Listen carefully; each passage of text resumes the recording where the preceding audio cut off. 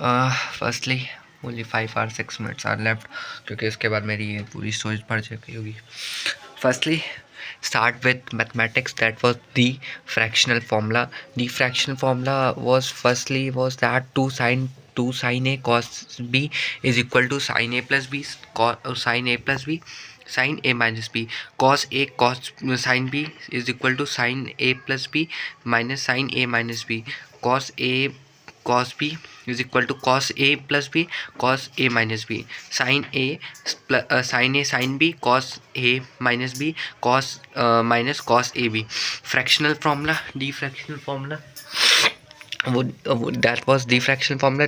This was only fractional formula. Fractional formula was that sin c plus sin d is equal to 2 sin c d upon c plus d upon 2 cos c minus d upon 2. Sin c minus sin d is equal to 2 cos c plus d upon 2 sin c minus d upon 2 cos c plus cos d is equal to 2 cos c plus d upon 2 cos c minus d upon 2 cos c minus cos d is equal to 2 sin c plus d by 2 sin d plus d minus c by 2.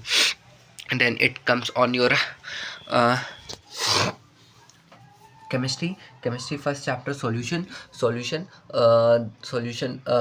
solubility depends on the two factor. First one is your temperature, second one is your pressure, and this is only for the liquid and solid and liquid. No but pressure has no significant resultant. It has some occurrence of the endothermic reaction. In the endothermic reaction, delta H is positive, solubility increase with temperature. Exothermic reaction में delta H is your negative और solubility increase with temperature. दोनों में solubility increase with temperature, solubility increase ही करती है temperature के साथ.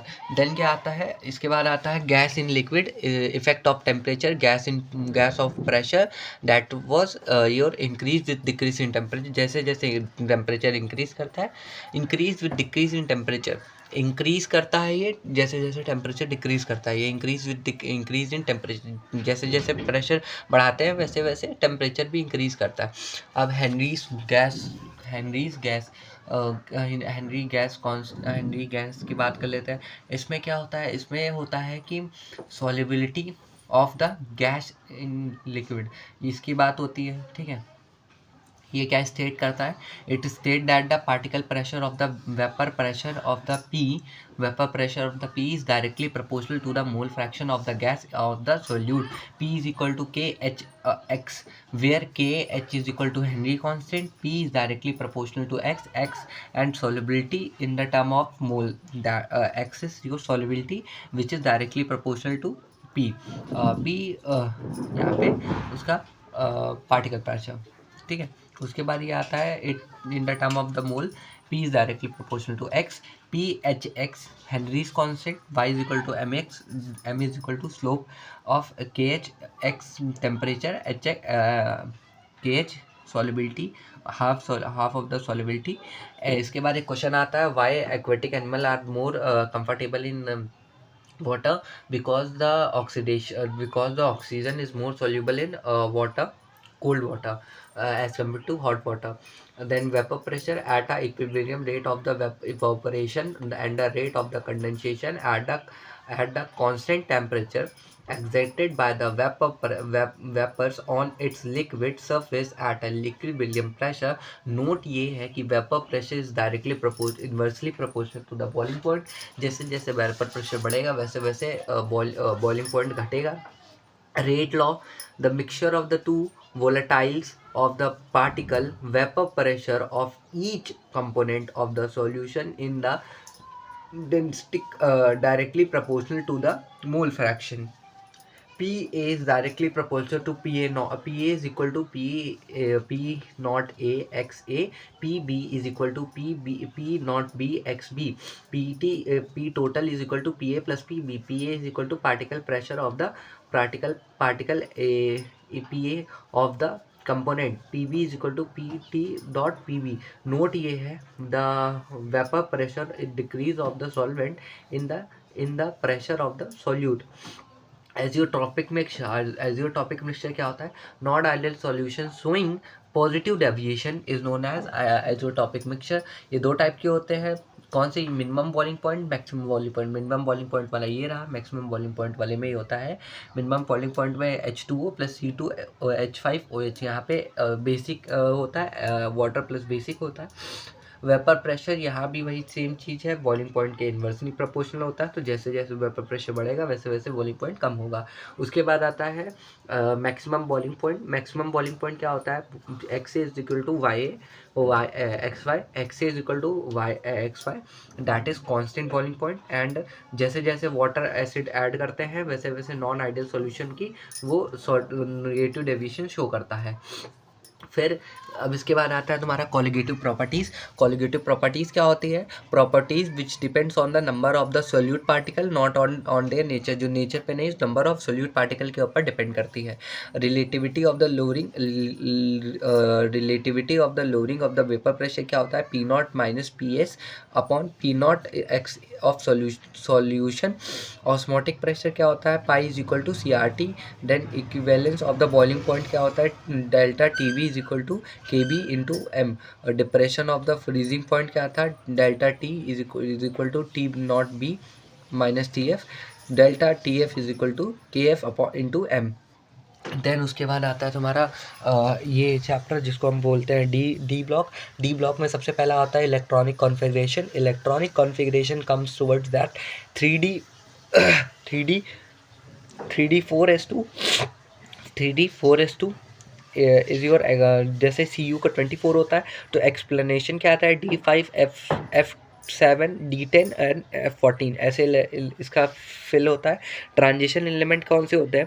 Transition element वो एलिमेंट होते हैं जिनके पास पार्शली फिल्ड डी ऑर्बिटल होता है। ये होते हैं तुम्हारे इनकम्प्लीट डी ऑर्बिटल होता है, दैट योर ट्रांजिशन एलिमेंट।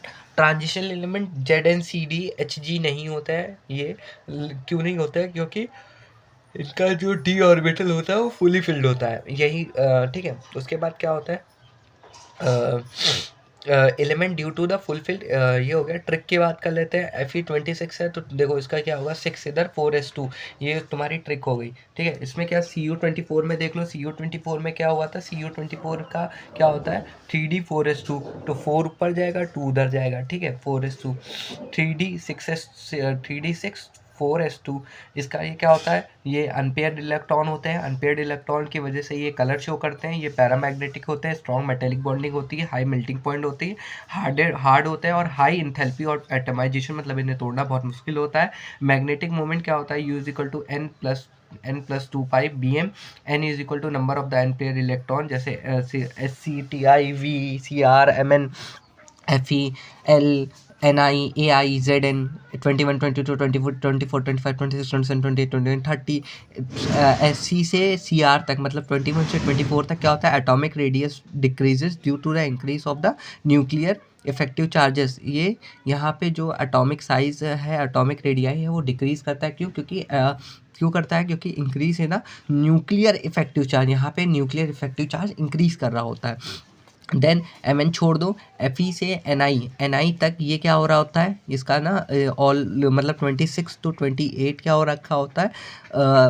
20 देखो 21 से 24 और 26 से 28 में क्या डिफरेंस है? Almost similar size due to the repulsion of electron. ये सारे जैसे Fe L Ni जितने भी हैं, ये तीन जो होते हैं, इनके ना बहुत हद तक बिल्कुल सेम साइज़ के होते हैं। अभी ये तुमको एक चीज़ और पता चलेगी इसी में, ये ड्यू टू द ये D4 और D5 बिल्कुल सेम, D5 और D4 बिल्कुल सेम साइज़ के हो, क्योंकि केमिकल प्रॉपर्टी फिजिकल प्रॉपर्टी बिल्कुल सेम हो जाती है इनकी।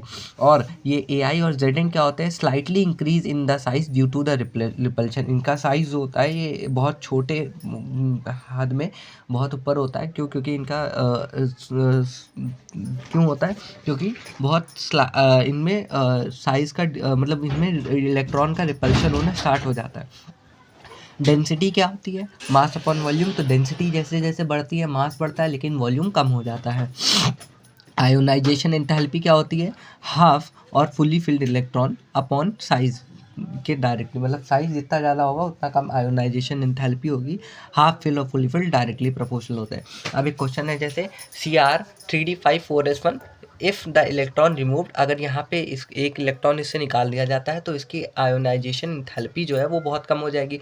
लेकिन Cr3d5 हाफ फिल्ड है, लेकिन ये ज़्यादा स्टेबल होता है। क्यों ज़्यादा स्टेबल होता है? It how one electron is remove, high ionisation enthalpy होगी, बट कौन, यहाँ से एक पॉइंट निकल के आता है कि कौन इलेक्ट्रॉन देगा और कौन इलेक्ट्रॉन नहीं देगा, ये उसकी स्ट्रेंथ के ऊपर डिपेंड करेगा। ट्रांजिशन एलिमेंट क्या करते हैं? ट्रांजिशन एलिमेंट बहुत ज़्यादा ही वेरिएबल वैलेंसी दिखाते हैं, जैसे Fe+2 से Fe+3 में। ये क्यों दिखाते हैं? Because of due to the less energy difference between the N2 and N+1d electron from both of take part in bonding, क्योंकि ये दोनों ही बॉन्डिंग में टेक पार्ट आते हैं। यही रीज़न है कि ये सबसे ज़्यादा गुड कैटलिस्ट होते हैं। मैक्सिमम ऑक्सीडेशन स्टेट ये शो करते हैं Mn+2 से +7 में। नोट पॉइंट क्या है? हाई ऑक्सीडेशन स्टेट होती है, इनसे शो की जाती है by the increasing of the fluoride and oxide, because of the fluoride and oxide are the strong oxidising agent होते हैं। और साथ ही साथ ये दोनों इलेक्ट्रोनिगेटिविटी का भी यही ऑर्डर होता है, क्योंकि ये सबसे ज़्यादा इलेक्ट्रॉन नेगेटिविटी होती है, इलेक्ट्रॉन नेगेटिव होते हैं।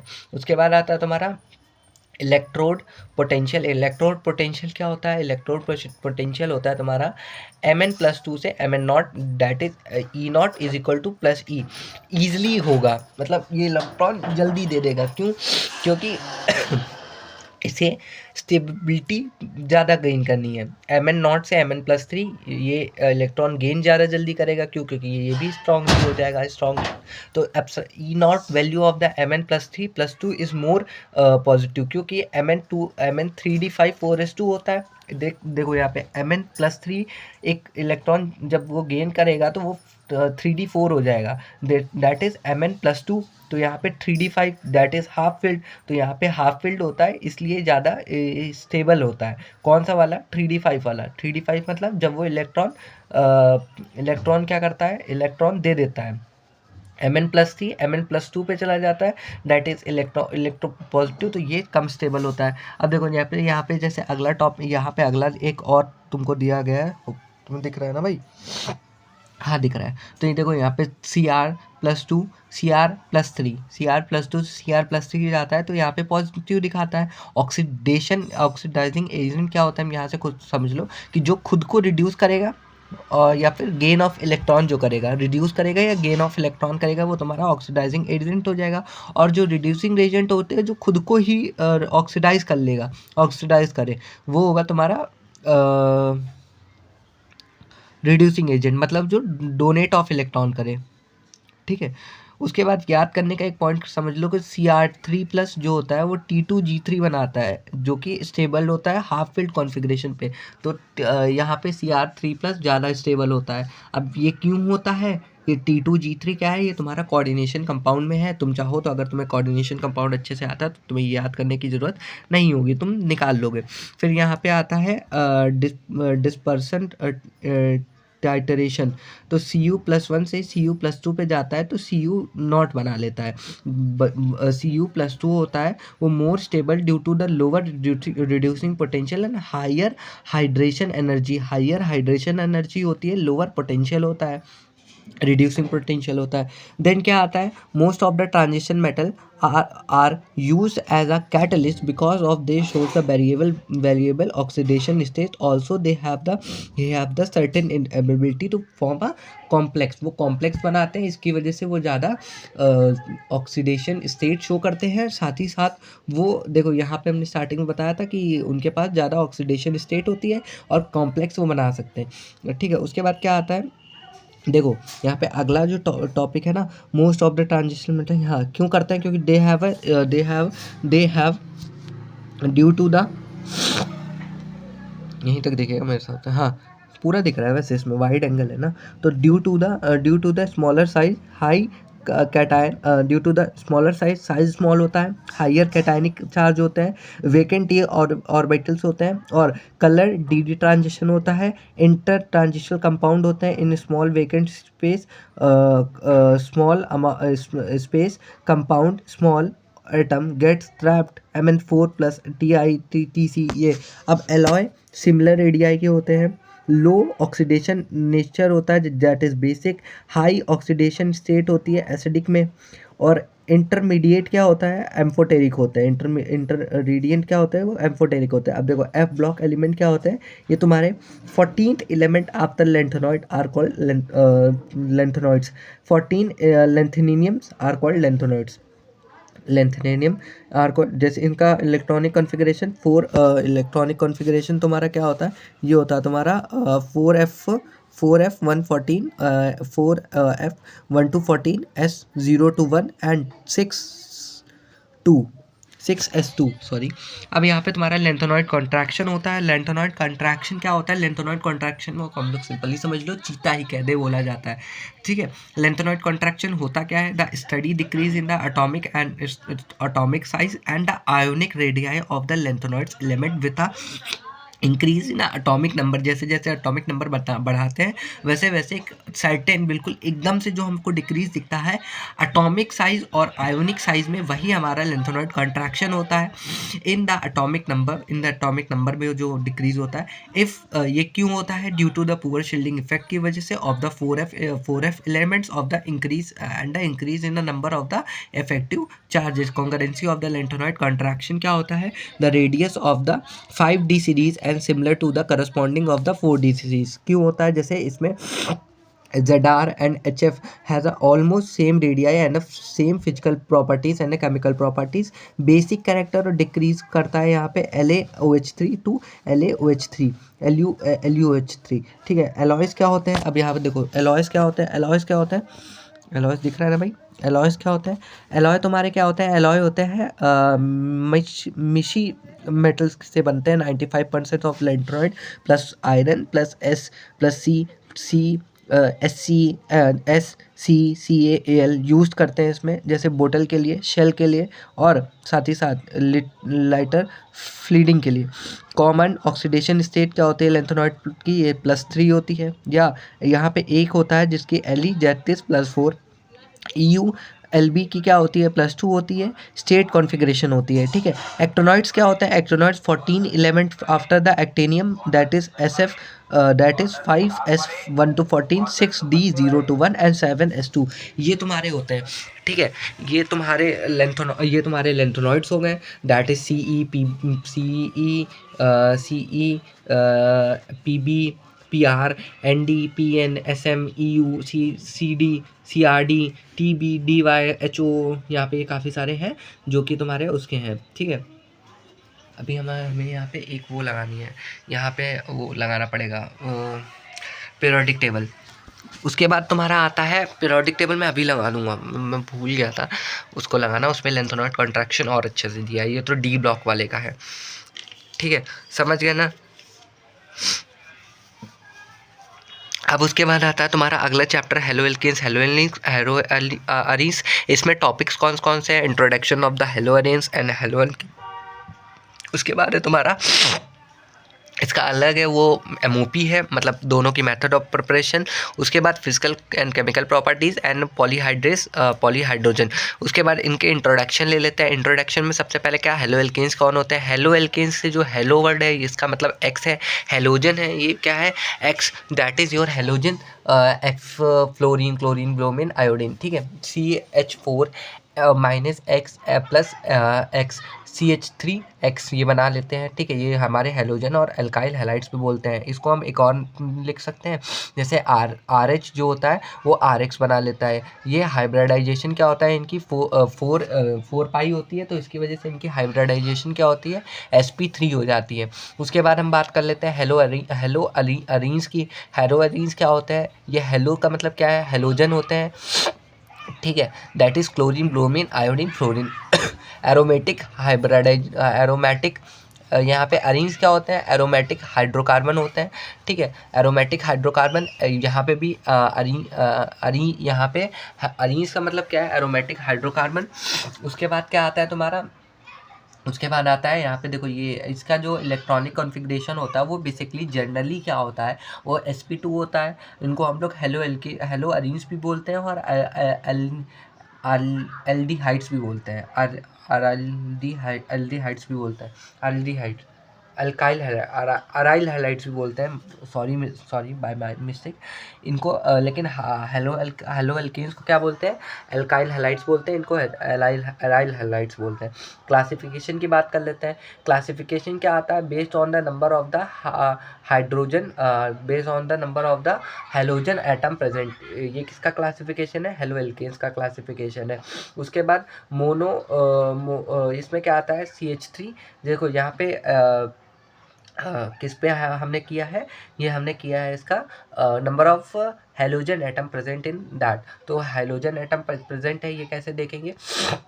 सबसे पहले आता है इसमें मोनो हेलो एल्केन्स। इसमें क्या आता है, CH3Cl, CH3Cl, CH2Br, ये एक्सेट्रा इसी की तरह। फिर डाई हेलो एल्केन्स होते हैं, इसमें क्या आता है, gem di halides, vic di halide. Gem di halide का मतलब एक ही कार्बन पे होंगे और इसमें क्या अड़ोसी पड़ोसी पे होंगे। अब देखो इसमें क्या है, CH3 CH Br देखो इसमें एक ही कार्बन पे लगे हैं ना। इसमें क्या है, CH3Br, इसमें 2 Br लगे हैं, लेकिन देखो अलग अलग कार्बन पे लगे हैं, समझ गए।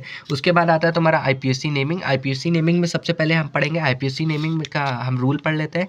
That is secondary prefix, primary prefix, word root, primary suffix, secondary suffix.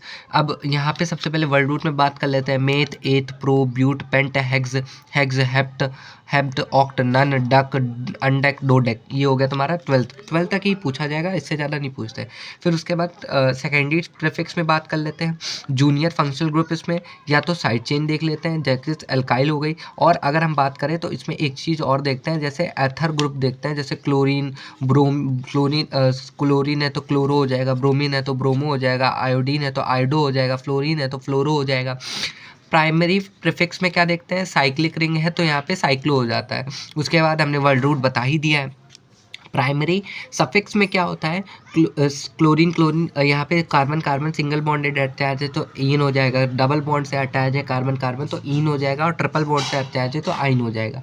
Secondary suffix में क्या होता है, सीनियर फंक्शनल ग्रुप लगाते हैं, ठीक है, ये तो समझ में आ गया। फिर आइसोमेरिज्म की बात कर लेते हैं। आइसो मतलब होता है सेम, और मेरिज्म का मतलब क्या है, मॉलिक्यूल, जैसे कार्बन, ये हो गया तुम्हारे, दिख रहा है तुमको, समझ में आ गया। फिर उसमें इसके 2 पार्ट होते हैं, that first one is your chain isomerism and अगला है पोजिशन आइसोमेरिज्म। तो चेन आइसोमेरिज्म क्या होता है, चेन आइसोमेरिज्म हमारा होता है alkyl halide with a minimum number of 4 atom with exhibit of the chain. Minimum कम से कम 4 एटम होने चाहिए उस कार्बन चेन में, मिनिमम कम से कम, मतलब वो क्या होना चाहिए, वो तुम्हारा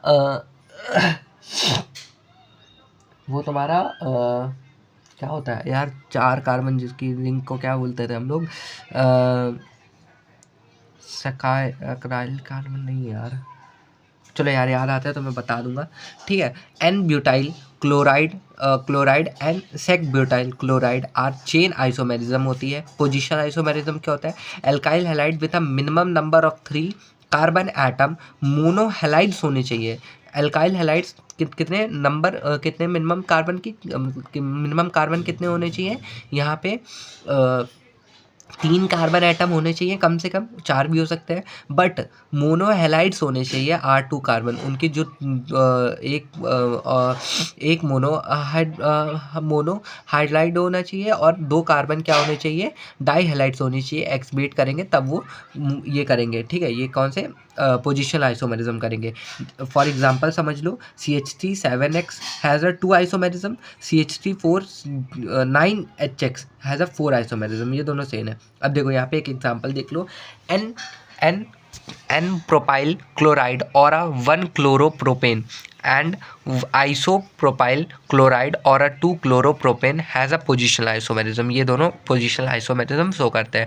अब देखो यहाँ पे एक नोट पॉइंट समझ लो, nature of the C X bond क्या है, इलेक्ट्रॉन नेगेटिविटी भी इसको हम लोग कह सकते हैं, सी एच एक्स है ना। तो halogen atom is a more electronegative than carbon atom, क्यों? क्योंकि the carbon halogen bond alkyl halides is polarise, ये पोलराइज होती है, इसकी वजह से क्या होता है कि ये जो हमारे हेलोजन होते हैं वो मोर इलेक्ट्रोनेगेटिव होते हैं। सबसे ज़्यादा इलेक्ट्रोनेगेटिव कौन होता है?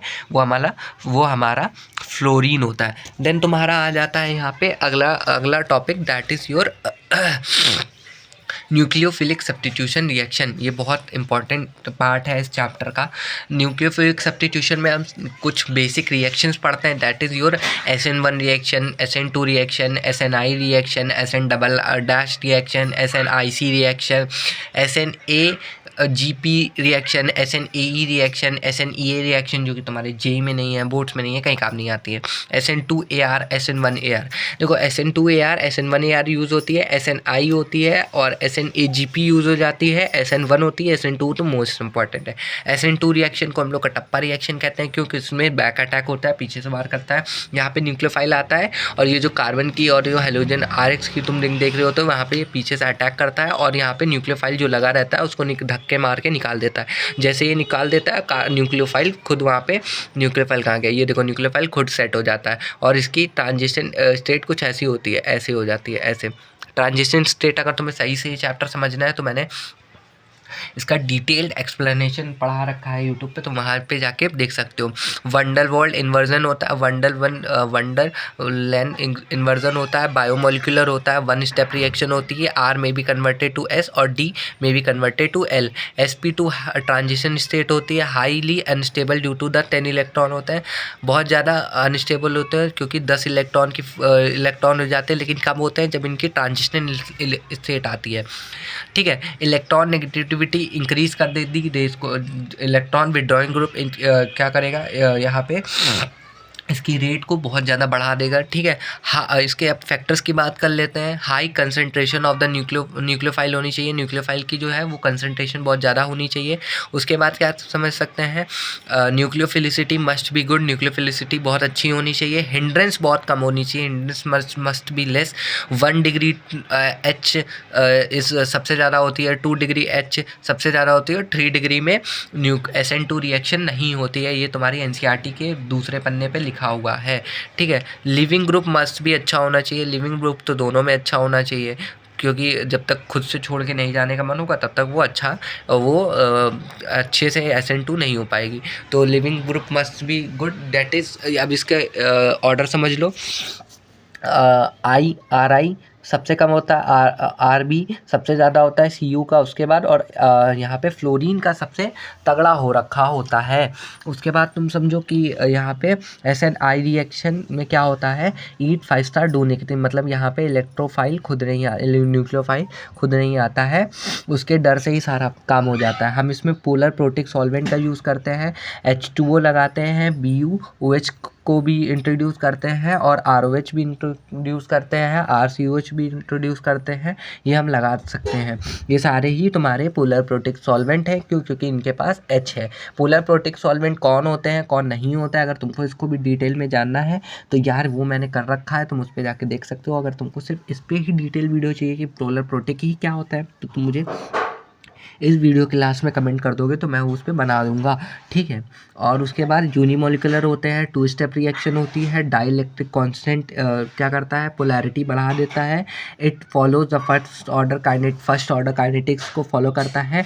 और रेट ऑफ रिएक्शन क्या होती है, स्टेबिलिटी ऑफ कैटायन के ऊपर डिपेंड करती है। गुड इलेक्ट्रॉन डोनेटिंग ग्रुप हमेशा इंक्रीज करता है रेट को, जो कि आम सी बात है, जितना ज़्यादा इलेक्ट्रॉन डोनेटिंग ग्रुप होगा उतना अच्छा रेट होगी। उसके बाद क्या, लिविंग ग्रुप हमेशा अच्छा होना चाहिए, गुड होना चाहिए। When the degree is the same of check the branching, अगर डिग्री तुमको सेम दिख जाए तो कभी भी ब्रांचिंग के ऊपर देख लो, क्योंकि अगर रेट कम है, रेट और ब्रांचिंग के इन्वर्सली प्रोपोर्शनल होती है, मतलब अगर रेट ज़्यादा है तो ब्रांचिंग कम होगी। देन उसके बाद आता है तुम्हारा, ये अभी चैप्टर ख़त्म नहीं हुआ है, उसके बाद आता है तुम्हारा रिएक्शन विथ रेट PX2। ये क्या देता है, 3 जब हम इसमें 3ROH की रिएक्शन रेड PbR2 से करवाते हैं तो PbR3 ये इसको हम क्या बोलते हैं 3PbR प्लस H3PO3 बना लेता है। समझ रहे हो? इसमें क्या होता है, SN2 मैकेनिज्म होता है, इन्वर्जन होता है, रिएक्शन विथ PCl5 की बात कर लेते हैं। PCl5 को हम सबसे मेन होता है रिएक्शन जब PCl5 से कराते हैं तो ROH PCl5 से क्या बना लेता है, RCl बना लेता है, HCl बना लेता है और POCl3 बना लेता है। ये तुम्हारा SN2 मैकेनिज्म होती है। ड्राइविंग फोर्स क्या होते हैं यहाँ पे, PO बॉन्ड के बीच में होती है। अब RA जुगाड़ समझ लो, जैसे तुम्हारा ये ROH था और ये PCl5 था तो यहाँ पे एक HCl बन जाएगा, एक तुम्हारा RCl बन जाएगा, बाकी PCl3 यहाँ पे बचेगा तो ये तुम्हारा रिएक्शन में आ जाएगा। फिर यहाँ पे होता है डार्जिन प्रोसेस। डार्जिन प्रोसेस में क्या होता है, ये वो डार्जिन वाली चाय नहीं है जो तुम समझ रहे हो, ये प्रोसेस है। तो ठीक है, यहाँ पे ROH क्या होता है, ROH जो होता है तुम्हारा एक S से जॉइंट होता है, S 2 कार्बन और एक डबल बॉन्ड ऑक्सीजन से जॉइंट रहता है, जिसमें क्या होता है मेरे भाई RCl और HCl और SO2 के साथ यहाँ पे होता है। और ये RCl जो होता है ये बेस्ट एलाइड होता है और ये SO2 लास्ट में रिलीज हो जाती है और RCl और HCl हमारे पास बचता है, that is your gaseous process होता है। और ये जो हम बोलते हैं इसको HCl और डबल बॉन्ड O, ये हमारा थाइनोक्लोराइड होता है। साथ ही साथ RCl और SO2 यहाँ पे इससे रिएक्शन होती है। उसके बाद क्या ये बचता है हमारे पास, RCl और SO2 बच जाता है। इंटरनल न्यूक्लियोफाइल आता है, that is your SN1 reaction. उसके बाद अगर हम इसमें बेस को इंट्रोड्यूस कर देते हैं तो ये HCl प्लस ये बेस और यहाँ पे ये कुछ ये कंपाउंड बना लेता है। इसमें क्या होता है, if the case of the pyridine, अगर हम पिरिडिन का केस देखें इसमें तो यहाँ पे क्या होता है NCI3 और SN2 रिएक्शन होने लगती है, जबकि यहाँ पे उसमें क्या हो रही थी, SN1 रिएक्शन होती है। लेकिन जैसे हम इसमें बेस लेके आते हैं, अभी तक इसमें हम क्या एसिड यूज़ कर रहे थे जिसकी वजह से हमें ये SN1 दिखा रहा था, लेकिन जैसे हम इसमें बेस का इंट्रोडक्शन लेते हैं या फिर बेस इसमें जैसे हम थोड़ा बहुत इंट्रोड्यूस करेंगे वैसे ही हमारा ये उल्टा होने लगेगा। ठीक है, हेलोजन क्या होते हैं हमारे, सॉरी हेलोजन नहीं, हेलो एल्कीन्स क्या होती हैं हमारी। हेलो एल्कीन्स भाई मेरे, हेलो एल्कीन्स में क्या होता है, हेलो एल्कीन्स हमने बता दिया यहाँ पे। हेलो एल्कीन्स देखो यहाँ पे हमने इंट्रोड्यूस कर रखा है कि हेलो एल्कीन्स क्या होती है। हेलो अल्कीन्स में एक अब हम इसका पढ़ने जा रहे हैं कि इसमें सबसे पहले हम इसमें पढ़ेंगे कि इसकी MOP क्या है और फिर रिएक्शंस क्या है। MOP में क्या होता है भाई, SN2AR। रिएक्शंस की बात कर लेते हैं, SN2AR होता है, EAS होता है और SNEA हो जाता है। तो देखो यहाँ पे है SNEA रिएक्शन को हम ले रहे हैं। ये देखो ये पूछी नहीं जाती लेकिन यहाँ पे पूछ ली जा रही है। SNEA reaction, SNEAS reaction, EAS reaction और SN2AR reaction, that is your dart reaction. SN2AR reaction भी पूछी जाती है और मेथड ऑफ प्रिपरेशन बस एक रिएक्शन आती है, दैट इज़ योर SN1AR। ठीक है, इतना समझ गए। अब यहाँ पे हम बात करेंगे रिएक्शन BDMI क्या होता है, NH2 है ना, NaNO2 एंड HCl। और ये कितने पे होती है, 0 डिग्री केल्विन मतलब 273, 0 डिग्री सेल्सियस मतलब 273 केल्विन पे होती है। इस कंपाउंड को हम क्या बोलते हैं, BBC बोलते हैं, दैट इज़ योर, ये BBC वो नहीं BBD वाला है, ये BBC तुम्हारा बेंजीन डाइजोनियम सॉल्ट है, जो कि जब तुम प्रैक्टिकल दे रहे होगे तो तुमसे ये पूछ लिया जाएगा कि भैया ये कौन सा सॉल्ट है, ये यूज़ होता है वहाँ पे। Na2Cl Na plus Cl minus बना लेता है, डैट इज़ Na बाद में Na2 रिलीज़ हो जाता है। उसके बाद क्या आता है, रिएक्शन शॉर्टकट में बात कर लेते हैं। रिएक्शन शॉर्टकट में आपका सबसे पहले हम 3-4 रिएक्शन बहुत इंपॉर्टेंट जो तुमसे पूछी जाती है, that is your Sandmeyer reaction, Belgium reaction और यहाँ पे गटरमैन रिएक्शन की बात कर लेंगे। एक यहाँ पे Na2Cl माइनस, यहाँ पे जैसे हम इसकी Ki से रिएक्शन कराते हैं तो यहाँ पे PHKI, PH यहाँ पे तुम्हारा बेंजीन रिंग है। ठीक है, याद रखना, इतना तो पता ही होगा। उसके बाद क्या आता है, PHCl जैसे हम इसमें इंट्रोड्यूस करते हैं वो सॉरी HCl जैसे इंट्रोड्यूस करते हैं, ये PHCl बना लेता है और CuHBr इंट्रोड्यूस करते हैं तो यहाँ पे PHBr बना लेता है। यही तुम्हारा गेटरमैन रिएक्शन कहलाता है। उसके बाद CuCO2 बना, जैसे हम इसमें इंट्रोड्यूस कराते हैं HCl से साथ तो ये क्या बनाते हैं, PHCl बना लेता है और CuCbr2 HBr लगाते हैं तो यहाँ पे PBr बना लेता है, PHBr बना लेता है, PBr नहीं बनाता है, PHBr बना लेता है। ये तुम्हारी सैंडमेयर रिएक्शन होती है। अब यहाँ पे HBr का इंट्रोडक्शन लेते हैं, तो यहाँ पे क्या होता है, ये तुम्हारी HbF4 जैसे हम कराते हैं तो HbPHF बना लेता है। This is your benzenium reaction. अब आ गया तुम्हारा बायोमोलिकुलर एरोमेटिक सब्स्टिट्यूशन।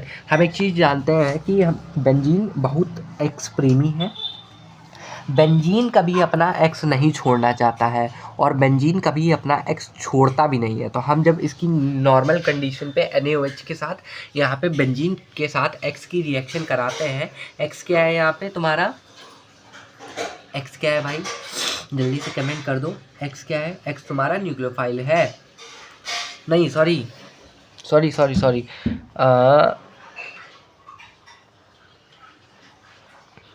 एक्स क्या है तुम्हारा, एक्स यहाँ पे हेलोजन है एक्स हेलोजन है। उसमें क्या होता है, जब हम उसके NaOH और 623 केल्विन और 300 ATM का प्रेशर देके जब हम ये रिएक्शन कराते हैं तो इसमें क्या होता है, ये एक्स को छोड़ देता है और OH लग जाता है। ये कौन सा तुम्हारा डाविस रिएक्शन भी कहते हैं या फिर हम इसको डायक्स प्रोसेस भी कहते हैं। ये कार्बन अमाइन होता है, यहाँ पे एनायन OP होता है, एनायन हमेशा OP होना चाहिए। Ml कॉम्प्लेक्स बनाता है, रेट स्टेबिलिटी ऑफ एनायन पे डिपेंड करती है, जैसे ArF, ArCl, ArBr, ArI। Stability and slab से इलेक्ट्रॉन खींचेगा, रेट ऑफ रिएक्शन सेम रहेगी। बॉइलिंग पॉइंट किसके ऊपर डिपेंड करता है, MWT पे, और ये हाइड्रोजन बॉन्डिंग के इन्वर्सली डायरेक्टली प्रोपोर्शनल होता है। क्या बॉइलिंग पॉइंट, मतलब जैसे जैसे बॉइलिंग पॉइंट बढ़ेगी वैसे वैसे हाइड्रोजन बॉन्डिंग भी बढ़ती है, जितनी ज़्यादा हाइड्रोजन बॉन्डिंग उतना ज़्यादा बॉइलिंग पॉइंट। अब एक बात बताओ, ये अच्छी बात है या बुरी बात है, अरे बोलो चचा, ना बोली हो। ये बुरी बात है, क्योंकि हमें जितना ज़्यादा वो हाइड्रोजन बॉन्डिंग टाइटली होल्ड करके रखेगा वो उतना ज़्यादा इलेक्ट्रॉन देने में आनाकानी करेगा, वहाँ वो टूटने में दिक्कत होगी, बॉइलिंग पॉइंट ज़्यादा होगा। ये तुम पीरियोडिक टेबल में पढ़ सकते हो, वहाँ पे मैंने पढ़ाया था। बट एक चीज़ बताऊँ, hydrogen bonding is your weakest bonding कहा जाता है। ये इन्वर्सली प्रोपोर्शनल टू ब्रांचिंग होगा, जितना ज़्यादा ब्रांचिंग होगी उतना जैसे जैसे जितना ज़्यादा ब्रांचिंग होगी उतना ही कम तुम्हारी जैसे ब्रांचिंग ज़्यादा तो बॉइलिंग पॉइंट कम, लेकिन अगर ब्रांचिंग कम तो बॉइलिंग पॉइंट ज़्यादा। समझे, इन्वर्सली प्रोपोर्शनल होता है। घूम गए क्या? मेल्टिंग पॉइंट पैकिंग के ऊपर डिपेंड करता है, सिमेट्री के ऊपर, सिमेट्रिकल के ऊपर डिपेंड करता है, और डायपोल मोमेंट इसका 0 होना चाहिए। That's your end of the chemistry तुम्हारी यहाँ पे एंड हो गई। अब नेक्स्ट आता है तुम्हारा फिजिक्स के ऊपर। फिजिक्स में सबसे पहला है capacitance. Capacitance is equal to C is equal to Q by V। C capacitance of the parallel plate क्या होता है, कैपेसिटर में क्या होता है, C is equal to K epsilon naught A upon D, where K is directly constant, P is parallel plate grouping of the capacitor, C is equal to C1 C2 C3। अगर यहाँ पे parallel grouping of the capacitor है तो C is equal to C1 C2 C3 dot dot dot Cn। For the 2 capacitor के लिए अगर हम बात कर ले तो C1 प्लस C2 हो जाता है। एनर्जी स्टोर इन कैपेसिटर क्या होता है, U is equal to half CV square is equal to Q square upon 2C, half QC यहाँ पे हो जाता है। उसके बाद surface grouping of the capacitance क्या होता है, 1/C is equal to 1/C1 plus C2 plus C3, 1/C1 plus 1/C2 1/C3 1/Cn dot dot dot dot 1/Cn। ठीक है, अब ये क्या है भाई, उसके बाद फॉर 2 पैरेलल प्लेट क्या होता है, C is equal to C1 C2 upon C1 plus C2। उसके बाद क्या आता है तुम्हारा, उसके बाद आता है capacitance when the dielectric slab is inserted between the plates. C is equal to epsilon naught A, C is equal to K epsilon naught A upon KD minus X, K minus 1, X is the thickness of the slab.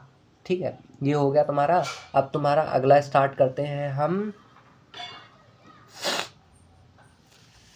Nuclei के लिए दादा हमको खड़ा होना पड़ेगा। चलो खड़े हो जाते हैं आपके लिए।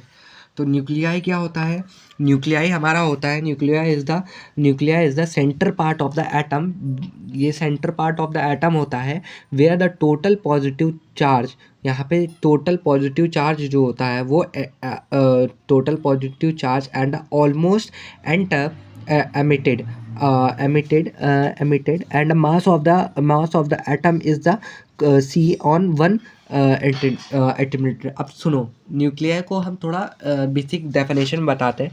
न्यूक्लियर बेसिकली वो है जहाँ पे पूरा जो मास है वो वहाँ पे सर्टेन हो जाता है और ये पॉजिटिव चार्ज का होता है। प्रॉपर्टीज ऑफ द न्यूक्लियाई पे बात कर लेते हैं। Nuclear density same for all atom, nuclear density होती है वो सारे ही एटम के लिए सेम होती है। साइज किस पे डिपेंड करता है, वो मास नंबर पे डिपेंड करता है। Charge on every nucleon is equal to ZD के ऊपर हो जाता है number of the proton and the number of the electron. और यहाँ पे नंबर ऑफ द प्रोटॉन कितने होते हैं, number of the proton 1.6 into 10⁻⁻19 Coulomb, ये तुम्हारे नंबर ऑफ द प्रोटॉन होते हैं। एटॉमिक नंबर क्या होता है, Z is equal to number of the proton is equal to the number of the electron in an atom. Mass number क्या होता है, total number of the neutron and total inside the total number of the neutron and number proton in proton inside। number of the neutron क्या होता है, mass number minus atomic number that is a minus z। अब यहाँ पे mass number जो nuclear size क्या होता है, न्यूक्लियर साइज क्या होता है, volume of the nuclear is directly proportional to the mass number. Nuclear size क्या, वॉल्यूम के डायरेक्टली प्रोपोर्शनल होता है। Volume is directly proportional to mass number, that is r³ is directly proportional to a and r0 a y3 is equal to constant of r0 1.2 fermi. ठीक है, r0 1.2 into 10⁻⁻15 m। Nuclear density क्या होती है, अब nuclear density यहाँ से मेरे भाई समझ, न्यूक्लियर डेंसिटी ये होती है mass of the nucleon upon volume, ये होता है तुम्हारा nuclear density. Let m be the average mass of the nucleon, average mass of the nucleon हमने m लेट कर लिया है। Then the total mass of the nucleon is m is equal to ma हो जाएगा। ठीक है, उसके बाद नंबर एंड डेंसिटी क्या हो जाती है, mass of nucleon upon volume of the nucleon, that is m upon v। Rho is equal to 3m 4 r0³ हो जाता है। और रो क्या होता है हमारा, is equal to 2.29 into 2.29 into 10⁻17 kg metre cube. अब उसके बाद आता है तुम्हारा AMU। AMU stand for atomic mass unit. Atomic mass unit में क्या है कि AMU क्या होता है, to measure the atomic unit, to measure the atomic mass unit, atomic mass. ठीक है, अब ये क्या होता है, it is the unit to measure mass of atom, ये मेज़र करते हैं क्या, मास ऑफ एटम को। और न्यूक्लियर और a nucleus of atom, nuclei और अ न्यूक्लियस ऑफ एटम। देखो 1 AMU क्या होता है, 1/12 part of the mass of the carbon atom होता है। जो एक AMU होता है वो 1/12 part of the 12th part होता है कार्बन एटम का। 1 AMU क्या होता है, 1 U के और 1 AMU और 1 U क्या होता है, 1/12 मास of the carbon atom, 1/12 mass of the carbon atom के होता है। 1 AMU इज इक्वल टू कितना होता है, हाफ रेशियो तुम समझ लो, अप्रॉक्सीमेटली 1.66 इंटू 10⁻⁻27 kg होता है। आइसोटोप्स में बात कर लेते हैं। आइसोटोप्स क्या होते हैं, सेम प्रोटॉन नंबर होता है, सेम नंबर ऑफ प्रोटॉन होते हैं टोप्स में। आइसोटोन्स में क्या होता है, सेम नंबर ऑफ न्यूट्रॉन्स होता है। ठीक है, समझ गए। आइसोबार्स में क्या होता है, सेम मास नंबर होता है। न्यूक्लियर फोर्स क्या होता है, force that bind the neutron and proton together inside the nucleus. वो फोर्स या वो अट्रैक्शन फोर्स हम बोल सकते हैं जो न्यूट्रॉन और प्रोटॉन को एक साथ बाइंड करके रख रहा है, वही तुम्हारा क्या है भाई, तुम्हारा ये कहलाता है, इसको क्या बोलते हैं यार, मैं नाम भूल गया, न्यूक्लियर फोर्स कहलाता है। ठीक है, अब न्यूक्लियर फोर्स की कुछ प्रॉपर्टीज़ की बात कर लेते हैं। न्यूक्लियर फोर्स क्या होता है? स्ट्रॉन्गेस्ट फंडामेंटल फोर्स कहा जाता है ऑन द अर्थ, ठीक है। उसके बाद क्या? इंडिपेंडेंस ऑफ द चार्ज, ये चार्ज पे डिपेंड नहीं करता है, शॉर्ट रेंज होता है, ठीक है। ये सेंटर पे नहीं लगता है, it is not a central force, ये सेंटर की तरफ अट्रैक्ट नहीं होता है या फिर सेंटर से रिलीज नहीं हो रहा होता है। अब जैसे ग्रेविटेशन है, तो ग्रेविटेशन क्या है? Gravitation always apply to the centre, तुम्हें हमेशा सेंटर पे घसीट के लेके आएगी। सेंट्रीपिटल फोर्स, ठीक है, सेंट्रीपिटल फोर्स क्या? सेंटर पे अट्रैक्ट करती है, ठीक है, लेकिन ये सेंटर पे अट्रैक्ट नहीं करती है, ये सेंट्रल फोर्स नहीं होती है। सबसे बड़ा रीज़न है ये इसका, ये सबसे बड़ा पॉइंट भी समझ सकते हो तुम। और उसके बाद प्रोटॉन के बीच में यहाँ पे न्यूक्लियर फोर्स लगता है। प्रोटॉन न्यूट्रॉन के बीच में यहाँ पे अटैचमेंट होता है, ठीक है। ये इंडिपेंडेंट ऑफ द चार्ज के इंडिपेंडेंट होता है, शॉर्ट रेंज होता है, ये बता दिया। इट बिकम्स रिपल्सिव, ये रिपल्सिव बनने लगता है जब इसकी डिस्टेंस 0.8 फर्मी से भी बहुत कम हो जाती है, फर्मी FM, ठीक है। मास डिफेक्ट क्या होता है? टोटल मास, रुक जाओ, ये तो थोड़ा गलत हो जाएगा। The mass which is lost, और the mass which is lost during the formation of the nucleon is known as mass defect. अब मास डिफेक्ट क्या होता है? Mass defect mass of the all proton plus mass of the all neutron minus mass of the whole nucleus. समझे? Delta M is equal to ZMP plus A minus ZMN minus MnUc, ठीक है, bracket close. Nuclear binding क्या होता है? ये क्या होता है? B is equal to delta MC square, E is equal to MC square है, बस वहीं से ये प्रोड्यूस हुआ है। देखो यहाँ पे energy required to remove one electron from the nuclear is known as binding energy. Energy required to remove one electron from the nucleus, एक इलेक्ट्रॉन को न्यूक्लियर से निकालने में जो एनर्जी निकलती है वही तुम्हारी बाइंडिंग एनर्जी कहलाती है। फिर पैकिंग फ्रैक्शन क्या होता है? Mass defect is equal to mass defect per nucleon. जो मास डिफेक्ट जो होगा, मतलब मास डिफेक्ट क्या था? वो एनर्जी जो लॉस हुई थी न्यूक्लियस के फॉर्मेशन के टाइम पे, वही मास डिफेक्ट होता है। मास डिफेक्ट पर न्यूक्लियन, वो कितना मास डिफेक्ट हो रहा है, कितनी वो एनर्जी लॉस हो रही है, वही तुम्हारी मास डिफेक्ट कहलाता है। मास डिफेक्ट समझो क्या है? पैकिंग फ्रैक्शन क्या था? हम समझ गए थे, mass defect is equal to packing fraction is equal to mass defect upon mass number. Delta M is equal to A, that's comes out 0.0881 AMU। AMU क्या था हमारा? एटॉमिक मास यूनिट, है ना।